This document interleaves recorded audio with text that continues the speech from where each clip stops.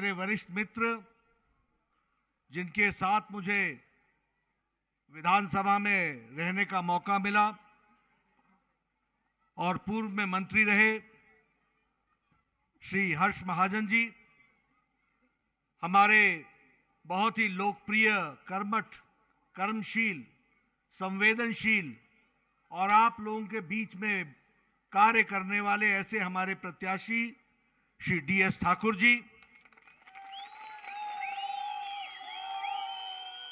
हमारे जसवीर जी जिला के अध्यक्ष, विजय ठाकुर जी मंडल के अध्यक्ष, बलवंत सिंह ठाकुर जी प्रदेश कार्य समिति के सदस्य, देशराज बसंत जी मंडल के महामंत्री, मदन ठाकुर जी जिला सचिव, कंगना सेठी जी बहन चेयरमैन BDC, विनोद जरयाल जी BDC के वाइस चेयरमैन, श्रीमती रानी शर्मा जी नगर परिषद की चेयरमैन डलहौजी और श्रीमती सत्यमेव जयते महिला मोर्चा मंडल अध्यक्ष और यहां उपस्थित इतनी बड़ी संख्या में देवी और सज्जनों, हमारे मीडिया के साथी, प्रिंट मीडिया और इलेक्ट्रॉनिक मीडिया के साथी, आज मुझे यहां आने का सौभाग्य प्राप्त हुआ और जिस गर्मजोशी के साथ आपने स्वागत किया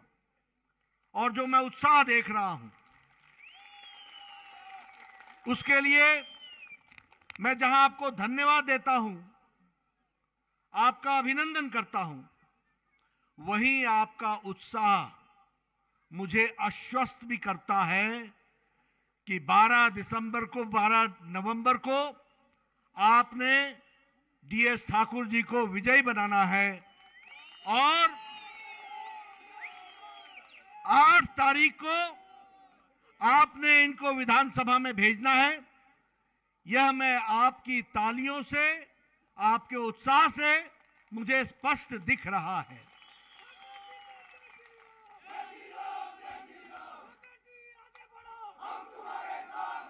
मित्रों,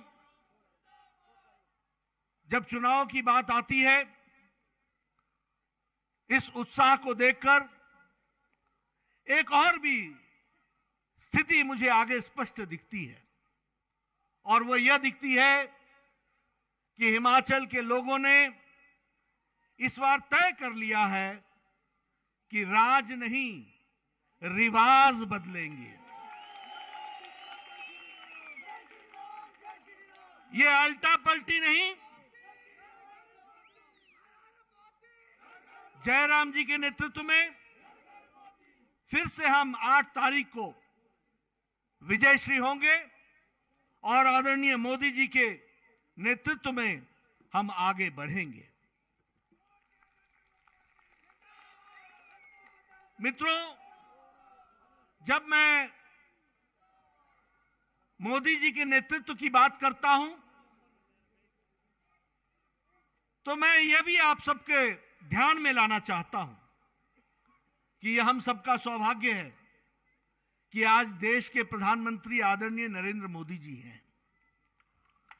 उन्होंने सिर्फ देश की इज्जत ही नहीं बढ़ाई है, दुनिया में भारत के नाम को रोशन किया है।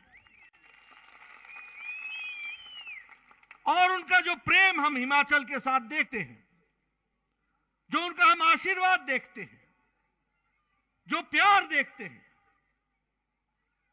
अभी अभी चंबा आए थे, आप लोगों को उत्साह देख करके वो बहुत खुश थे, बहुत खुश थे। और जिस तरीके से उन्होंने आपसे कहा था, जब आपने उनको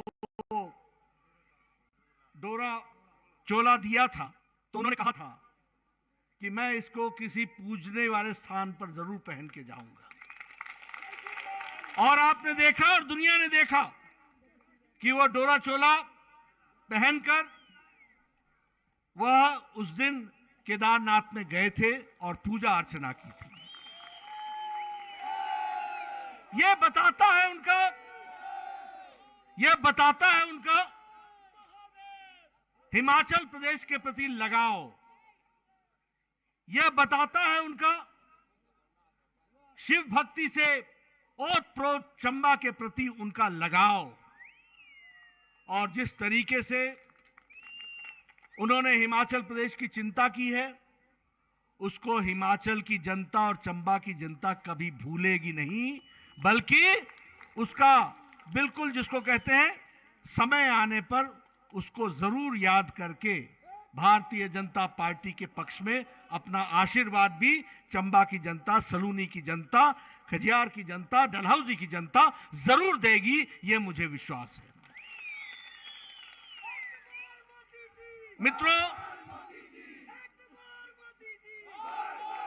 मित्रों, आपने यह भी देखा होगा कि जब हम सब लोगों ने कहा कि मोदी जी ने यह किया, मोदी जी ने यह किया, तो मोदी जी ने कहा मोदी जी ने नहीं किया, ये आपने किया,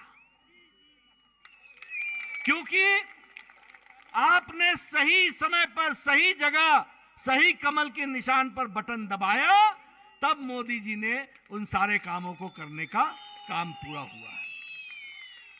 आज मैं यहां बैठा देख रहा हूं, आप सब लोग बड़े नजदीक नजदीक बैठे हैं, मुंह में किसी के मास्क नहीं है। यहां अमेरिका का राष्ट्रपति भी जो बाइडेन जब माइक के सामने आता है तो पहले मास्क हटाते हैं, भाषण देते हैं और फिर मास्क पहन लेते हैं। यानी अमेरिका भी अभी कोरोना से सुरक्षित नहीं हुआ है, यूरोप भी अभी तक कोरोना से सुरक्षित नहीं हुआ है। और यहां मोदी जी ने 9 महीने के अंदर 2 वैक्सीन बनाकर और 219 करोड़ डोज लगा के, डबल डोज बूस्टर के साथ लगा के आपको सुरक्षा कवच पहना दिया है। इस बात को भी हमको समझना है।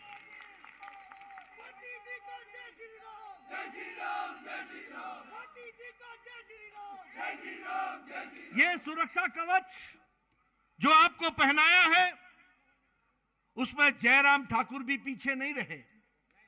हिमाचल प्रदेश नंबर 1 रहा है, पहले डोज लगाने में भी और दूसरे डोज लगाने में भी फर्स्ट रहा हिमाचल प्रदेश।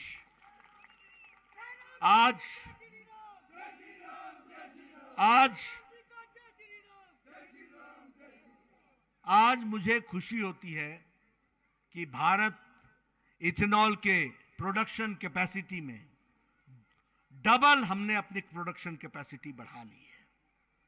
आज जो आप मोबाइल में सिम लगाते हैं ना, चिप, ये पहले हम खरीदा करते थे, आज हम दुनिया को बेच रहे हैं और दुनिया में हम आगे बढ़े। मोबाइल बनाने में भारत नंबर 2 पर खड़ा हो गया है, नंबर 2 पर। ये जो आपके हाथ में मोबाइल है ना, ये नंबर 2 पर भारत खड़ा हो गया। इस्पात और स्टील बनाने में भारत दूसरे नंबर पर खड़ा हो गया है। सौर ऊर्जा में 5वें नंबर पर भारत खड़ा हो गया है। और ये कोरोना के मंदी के जमाने में भी भारत ब्रिटेन को पछाड़ करके 5वीं अर्थव्यवस्था बन गई है, 5वीं अर्थव्यवस्था बन गई।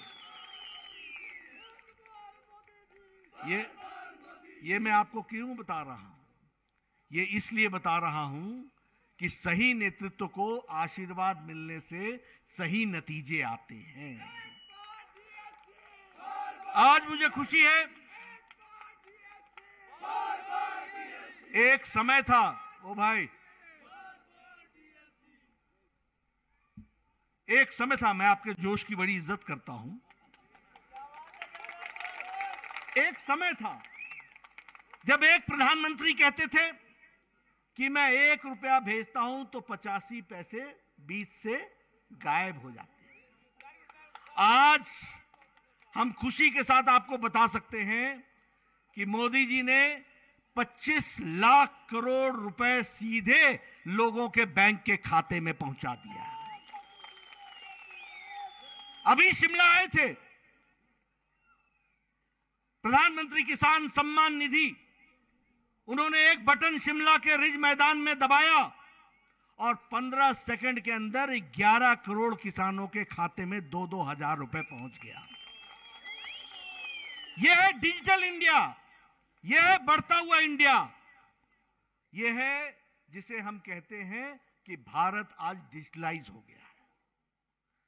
मित्रों, मैं देश की तो आपके सामने तस्वीर रख ही रहा हूं, लेकिन हिमाचल प्रदेश की भी बात करें तो मैं यहां गौरव से कह सकता हूं कि हिमाचल का विकास भी तभी हुआ है जब भारतीय जनता पार्टी की सरकार आई है, तभी हुआ है, उससे पहले नहीं हुआ है। अटल जी प्रधानमंत्री बने, उन्होंने आपको इकोनॉमिक पैकेज दिया था कि नहीं दिया था? दिया था कि नहीं दिया था? डैमों की झड़ी लगी थी कि नहीं लगी थी? और दुख के साथ कहना पड़ता है कि जब कांग्रेस पार्टी की सरकार आई तो वह इकोनॉमिक पैकेज हमसे ले लिया गया। कांग्रेस लेने वाली बनी, हम देने वाले बने। आपको शायद जानकारी नहीं होगी, हिमाचल पहाड़ी राज्य स्पेशल कैटेगरी स्टेट था, स्पेशल कैटेगरी स्टेट था। केंद्र हमको 90 पैसे देता था तो हम 10 पैसे अपने विकास में लगाते थे, लेकिन वीरभद्र जी के जमाने में यह स्पेशल कैटेगरी स्टेट हमसे ले लिया गया। दिया नहीं, ले लिया गया। और आपको जानकर के याद होगा, शांता कुमार जी अधिकार यात्रा लेके दिल्ली गए थे, धूमल जी न्याय यात्रा लेके दिल्ली गए थे, दिल्ली में आवाज उठाई थी, किसी ने नहीं सुनी थी, किसी ने नहीं सुनी थी। जब मोदी जी फिर से पहली बार प्रधानमंत्री 2014 में बने तो फिर से हिमाचल प्रदेश का स्पेशल कैटेगरी स्टेट बहाल हो गया। और अब जयराम जी अगर 10 रुपए लगाते हैं तो प्रधानमंत्री मोदी जी 90 रुपए लगाते हैं और आपके विकास में काम चलता है। यह अंतर आ गया। आपको मालूम होगा, मैं इसलिए आपको सुना रहा हूं कि मित्रों, विषय डीएस ठाकुर का है, लेकिन डीएस ठाकुर किन बातों के लिए खड़ा होगा उसको वो आपको समझना चाहिए, आपके ध्यान में रहना चाहिए, आपके ध्यान में रहना चाहिए। अटल जी ने डिफेंस को ध्यान में रखते हुए और लाहौल स्पीति को ध्यान में रखते हुए जो 6 महीने तक बर्फ से ढका रहता था, आने जाने के साधन बंद हो जाते थे, उसका शिलान्यास किया 2002 में और कहा कि यह अटल टनल बनेगा। 2003-4 में सरकार चली गई, यूपीए की सरकार आई। 2003 से लेकर 2014 तक 1300 मीटर ही से टनल बना, 1300 मीटर। मुझे याद है अटल जी मिले थे मनाली में, मैंने कहा, उन्होंने मेरे से पूछा और उन्होंने पूछा मुझसे कि उस टनल का क्या हो रहा है। मैंने कहा रुक गया है काम। अटल जी ने कहा था यह टनल की पत्थर मेरे सीने पर पत्थर है। मोदी जी बने प्रधानमंत्री, 3 साल के अंदर 10 किलोमीटर का अटल टनल बना करके हिमाचल की जनता और लेह की जनता को समर्पित कर दिया गया। इसलिए मित्रों, जब सही सरकार आती है तो सही काम होता है, और जब सही सरकार नहीं आती है तो काम का नुकसान हो जाता है। मित्रों, अगर मैं बात करूं विकास के दृष्टि से, तो हम सब लोगों को ध्यान में आना चाहिए कि पिछले 5 सालों में आदरणीय प्रधानमंत्री जी ने 83,727 करोड़ रुपए हिमाचल के विकास के लिए दिए हैं। कितने दिए? 83,727 करोड़। ये किस लिए? ये इसलिए, मैं इसीलिए कहता हूं, हिमाचल के प्रति उनका आशीर्वाद, हिमाचल के प्रति उनका लगाव, हिमाचल के प्रति विकास के लिए जिस तरीके से काम किए गए हैं, उसी तरीके से सेंट्रल टैक्सेस में भी हमको 27,000 के आसपास 27,000 करोड़ रुपए हमें मिले हैं। मित्रों, अभी अभी ऊना में ड्रग बल्क पार्क बना 2,000 करोड़ रुपए की लागत से। हमारे हर्ष महाजन जी बैठे हैं, उन्हें ध्यान में है कि ड्रग बल्क पार्क के लिए कितने लंबे समय से हम लड़ रहे थे, हमें नहीं दिया जा रहा था।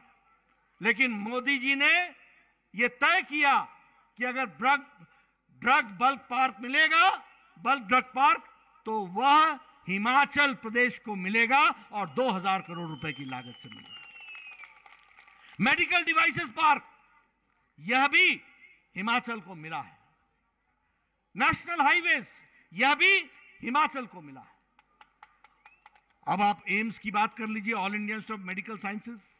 पहले आप इलाज के लिए दिल्ली जाया करते थे, आप इलाज के लिए चंडीगढ़ जाया करते थे। अब 2 बड़े सेंटर्स बने हैं। सबसे पहले तो आपको मैं ये बता दूं कि कभी आपने ख्वाब में भी नहीं सोचा होगा कि मेडिकल कॉलेज चंबा को मिलेगा। आदरणीय मोदी जी के आशीर्वाद से जब मैं स्वास्थ्य मंत्री था तो मैंने चंबा को, हमीरपुर को और सिरमौर को मेडिकल कॉलेज दिए। ये हमको ध्यान में रखना चाहिए। मैं आपके सामने विकास की कहानी सुना रहा हूं। आज हिमाचल में all India institute of medical sciences बन करके तैयार हो गया है। 1500 करोड़ रुपए की लागत से 14,075 करोड़ रुपए की लागत से बना है। 1475 करोड़ रुपए की लागत से, यानी 1500 करोड़ रुपए की लागत का एक all India institute of medical sciences बना है।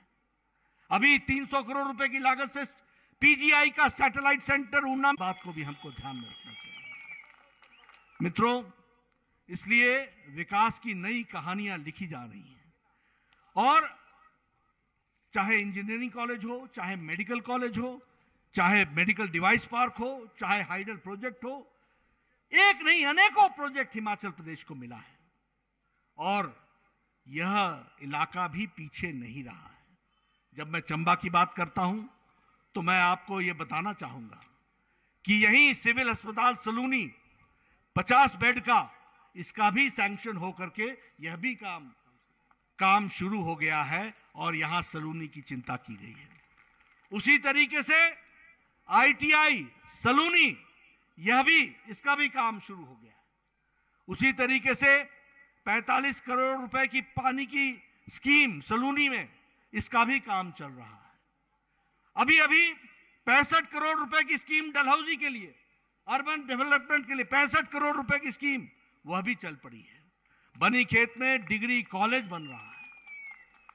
उसी तरीके से बीडीओ का ऑफिस बाथरी में बन रहा है। और तेलका में उप तहसील भी बनने का काम, उसका भी ऐलान हो गया है। मैं पूछना चाहता हूं आपसे, ये सारे काम जो अभी कहीं चर्चा में, भाषण में मैंने सुना कि 35 साल बाद किसी को आइडिया के सूझा, आइडिया बताओ, तो आइडिया बताने के लिए हम रह गए क्या? और 35 साल में एमएलए बन करके रहने के लिए आप हो गए क्या? इसमें एक ही आइडिया है।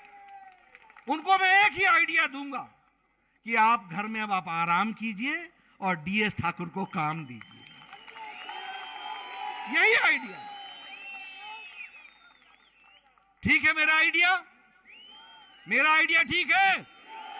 आइडिया ठीक है? 8 तारीख को लागू कर देना आइडिया। मित्रों, आपको समझना चाहिए, जानना चाहिए क्या कारण है कि इतने साल रहने के बावजूद भी आपके यहां डिग्री कॉलेज नहीं आया। क्या कारण है कि आपके यहां डलहौजी जो टूरिस्ट सेंटर है, वहां पानी की स्कीम माकूल नहीं पहुंची। क्या कारण है कि 50 बिस्तर के अस्पताल के लिए भी सलूनी की जनता तरसती रही, किसी ने सुध नहीं ली। क्या कारण है कि विकास के दृष्टि से जो कार्य होने चाहिए थे वह कार्य नहीं हुए? वो इस कारण से क्योंकि उन काम करना उनकी आदत में नहीं है, काम करना उनकी सोच में नहीं है, काम करके लोगों की सेवा करना ये कभी सोचा नहीं। बड़े परिवारों में पलने वाले क्या जानते हैं कि आम आदमी की तकलीफ क्या होती है। ये डीएस ठाकुर है, बताइए ठाकुर साहब आपके बीच में रहे हैं कि नहीं रहे हैं? कंधे से कंधा मिला करके आपकी समस्याओं को सुलझाने का काम किया कि नहीं किया? 45 करोड़ की पानी की स्कीम लेके आए कि नहीं आए? 65 करोड़ रुपए की पानी की स्कीम लेकर के आए कि नहीं आए? डिग्री कॉलेज खुलवाया कि नहीं खुलवाया? घोषणा करवाई कि नहीं करवाई? उप तहसील देने का काम किया कि नहीं किया? मित्रों, ये बताता है कि डीएस ठाकुर आपके लिए हैं और दूसरे वाले परिवार के लिए हैं। वो परिवार के लिए हैं। आपको अपना हक तय करना है। ये विषय डीएस ठाकुर का नहीं है। मैं बड़े स्पष्ट शब्दों में बताना चाहता हूं, ये विषय सलूनी की जनता के लिए है, उसके हक के लिए है, उसके अधिकार के लिए है, उसकी लड़ाई लड़नी है। ये डलहौजी की जनता को हक की लड़ाई है और वो हक की लड़ाई आप जरूर लड़ेंगे, ऐसा मेरा विश्वास है। मैं आपको जब रिवाज बदलने की बात कहता हूं तो हमने कई जगह रिवाज बदले हैं। असम में हमारी सरकार कभी नहीं थी, हमने सरकार बनाई और दोबारा वहां पर विशुद्ध भारतीय जनता पार्टी की सरकार बनाई। उत्तर प्रदेश 38 साल से कोई भी पार्टी सरकार दोबारा नहीं बना पा रही थी। 38 साल से वहां भी हमने भारतीय जनता पार्टी की सरकार बनाई थी और दोबारा 38 साल बाद फिर से उत्तर प्रदेश में भारतीय जनता पार्टी की सरकार बनाई। यहां पड़ोस में उत्तराखंड में जब से राज्य बना है कभी भी एक पार्टी की दोबारा सरकार नहीं आई थी, लेकिन पिछले साल वहां भी हमने रिवाज बदल दिया और वहां भी विशुद्ध भारतीय जनता पार्टी की सरकार आई। गोवा में एक बार नहीं, दो बार नहीं, तीसरी बार हैट्रिक बना करके भारतीय जनता पार्टी की सरकार बनाई। मणिपुर में जहां हमारी कभी सरकार नहीं थी वहां हमने सरकार बनाई और दूसरी बार शुद्ध भारतीय जनता पार्टी की सरकार बनाई है। और अब हिमाचल प्रदेश में भी राज नहीं रिवाज बदलेंगे और इसके लिए हम भारतीय जनता पार्टी के लिए आशीर्वाद मांगने के लिए आपसे आए हैं। मुझे पूरा विश्वास है कि आपका आशीर्वाद हम सबको मिलेगा। एक और पार्टी बीच में आई थी, वो आई पहले गई पहले, आई पीछे गई पहले, क्रीज पर टिकी नहीं। क्यों? क्योंकि दिल्ली और पंजाब हमारे बड़े नजदीक है, हमको उनकी एक्टिविटी मालूम हुई। हिमाचल की जनता बड़ी जागरूक है, उनको मालूम चला कि ये तो छल कपट में चलाने वाली पार्टी है, तो वो समझ गए कि यहां पर उनका काम नहीं चलेगा। फिर वो गुजरात बड़े दूर गए ताकि कम से कम दिल्ली की हवा वहां तक ना पहुंचे। लेकिन हिमाचल प्रदेश में हम निश्चित रूप से सरकार बनाने के लिए आशीर्वाद मांगने आपसे आए हैं। एक और बात मैं कहना चाहता हूं, मैं कोई व्यक्तिगत बातचीत नहीं करना चाहता, लेकिन कांग्रेस और कमीशन, कांग्रेस और भ्रष्टाचार, ये दोनों पर्यायवाची। हम मिशन से काम करते हैं, वो कमीशन के लिए काम करते हैं। हम सेवा भाव से काम करते हैं, वो मेवा खाने के लिए काम करते हैं। और इसीलिए आपने देखा होगा ऊपर से नीचे तक सारे के सारे या तो जेल जाने को तैयार हैं या बेल पर हैं। मैं सच बोल रहा हूं कि नहीं बोल रहा हूं? बोलो, सोनिया जी बेल पर हैं कि नहीं है? राहुल जी बेल पर हैं कि नहीं है? प्रतिभा जी बेल पर हैं कि नहीं है? और ये हमारे उनके छोटे बेटे विक्रमादित्य बेल पर हैं कि नहीं है? हैं कि नहीं है? और यहां भी बेल पर हैं कि नहीं है? ये एक ही तरीका है इनका, एक ही रास्ता है। इसलिए मित्रों, मैं आपसे ये निवेदन करने आया हूं कि आप डलहौजी को विकास की ओर आगे ले चलें, नई मंजिलें तय करें, नई रास्ते तय करें। ये जगह टूरिज्म के लिए बहुत उपयुक्त स्थान है और आगे चल करके इसको टूरिज्म के लिए विकसित करेंगे। विकसित करने के लिए सबसे पहली चीज होती है अच्छी सड़क, पानी की व्यवस्था, अच्छी बिजली, ये सब मुहैया कराई जा रही है। और इसके साथ साथ यहां पर टूरिज्म डेवलप हो, इसको भी हम आगे बढ़ाएंगे। मैं जरूर बोलना चाहूंगा कि आने वाले समय में जो इसका टूरिज्म का स्कोप है, इस स्कोप को हम पूरा का पूरा इसको आगे बढ़ाने में कोई कसर नहीं छोड़ेंगे। इसलिए मित्रों, आपका ज्यादा समय न लेता हुआ, मुझे पता चला बड़े दूर दूर से आप आए हैं, बड़े पहले आकर के आप बैठ गए थे। आपका ज्यादा समय नहीं लूंगा, लेकिन आपने मेरी बात बड़ी ध्यानपूर्वक सुनी है। अंतिम बात को फिर से याद रख लेना, आइडिया अच्छा है, 8 तारीख को आइडिया लागू कर देना। और डीएस ठाकुर को आपने विधानसभा में पहुंचा देना। बोलिए, डीएस ठाकुर को पहुंचाएंगे कि नहीं पहुंचाएंगे? मुझे पीछे से आवाज चाहिए, ऊपर से आवाज चाहिए। पहुंचाएंगे कि नहीं पहुंचाएंगे? पहुंचाएंगे कि नहीं पहुंचाएंगे? इधर से आवाज चाहिए मुझे, इधर से मुझे आवाज चाहिए। मित्रों, मैं आश्वस्त होकर के जा रहा हूं कि आपने तय कर लिया है कि डीएस ठाकुर विधानसभा में पहुंचे, और मैं विश्वास दिलाता हूं कि आगे विकास पूरा होगा, संपूर्ण होगा। इन्हीं शब्दों के साथ बहुत बहुत धन्यवाद।